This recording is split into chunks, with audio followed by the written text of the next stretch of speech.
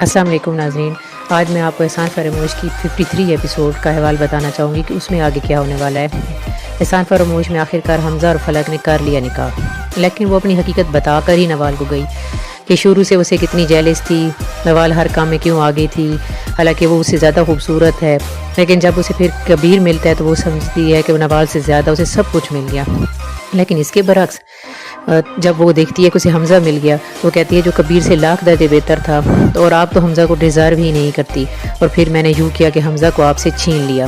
دوسری طرف حمزہ فلک کو اپنے گھر لے جاتا ہے۔ اس کی ماں اور بہن تو بہت ناراض ہوتی ہیں، لیکن حمزہ کو اب ان کی کوئی پرواہ نہیں ہوتی۔ حمزہ جو ایک وقت تھا جب نوال کے بغیر رہ نہیں سکتا تھا، اس کی کالج کی تصویریں تک سنبھال کے رکھی ہوئی تھیں، لیکن اب اسے فلک سب کچھ لگ رہی ہوتی ہے۔ اور اس طرح ان کی شادی ہو جاتی ہے۔ شادی کی اگلی صبح فلک بہت بن ٹھن کر روم کے پردے ہٹاتی ہے اور پھر ناشتے کی ٹیبل پہ پہنچ جاتی ہے، لیکن حمزہ کی ماں اس کی ناشتے کی ٹیبل پر ہی بےعزتی کرتی ہے، اور پھر وہ حسب معمول ایکشن مار کر روم میں چلی جاتی ہے، کیونکہ وہ ادائیں دکھانے کی تو ماہر ہوتی ہے اور مردوں کو لٹو کرنا اس کے لیے بہت آسان ہے۔ اس کے لیے ایک تجربہ کبیر کا ہو چکا ہوتا ہے، اور کبیر کے مقابلے میں حمزہ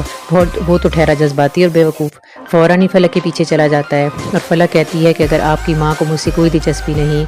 یا مجھ سے کوئی دشمنی ہے تو کم از کم اپنے بیٹی کی خوشی کا ہی خیال کر لیتی۔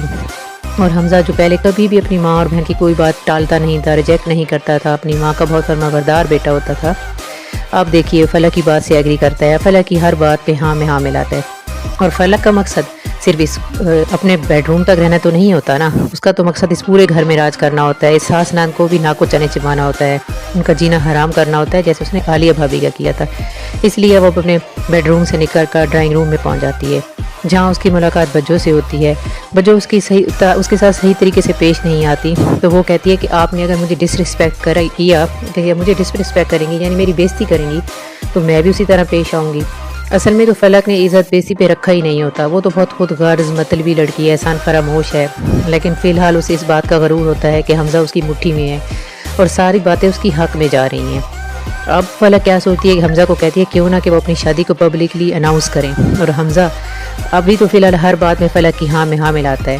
اور پھر فلک نوال کو بھی فون کر کے کہتی ہے کہ اسے اپنی خواہش پوری کر لی ہے اور حمزہ سے نکاح کر لیا ہے، جس کا نوال کو بہت دکھ ہوتا ہے، اور نوال اس دکھ میں بے ہوش بھی ہو جاتی ہے، لیکن یہ دکھ بھی وقتی ہے، کیونکہ نوال جیسی معصوم اور پیاری لڑکی حمزہ کو تو ڈیزرو ہی نہیں کرتی تھی، حمزہ کو تو فلک جیسی خود غرض لڑکی ہی ڈیزرو کرتی ہے۔ اب فلک حمزہ کو شادی کے اناؤنسمنٹ کرنے کے لیے کہتی ہے، پارٹی کرنے کا ارادہ کرتے ہیں، تو وہ بہت خوش ہوتا ہے، کیونکہ وہ بھی سوچ رہا ہوتا ہے کہ اس طرح کبیر اور نوال دونوں کو پتہ چلے گا اور دونوں کو بہت تکلیف ہوگی، دکھ ہوگا۔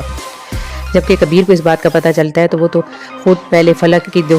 جیسی دھوکے باز لڑکی کے صدمے سے نکل چکا ہوتا ہے اور سنبھل گیا ہوتا ہے۔ اب وہ نوال کو حوصلہ دیتا ہے کہ حمزہ جیسا خود پسند بے وفا بندہ جو شروع سے ہی آپ پہ روک جماتا تھا،